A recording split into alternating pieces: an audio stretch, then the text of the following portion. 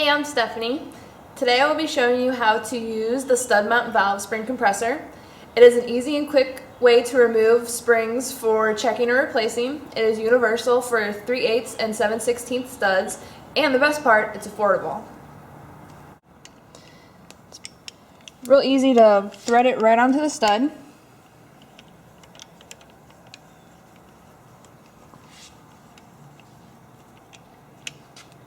And this part right through here is adjustable, and then you get your fork to line up with your spring. Install the handle on, and compress it down onto the spring.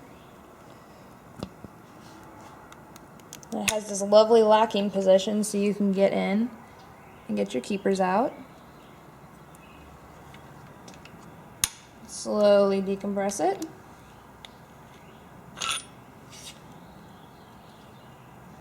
And your spring comes out easy as that. So if you're looking for an easy and quick way to remove a spring, check out proformparts.com for the stud mount valve spring compressor, part number 66784.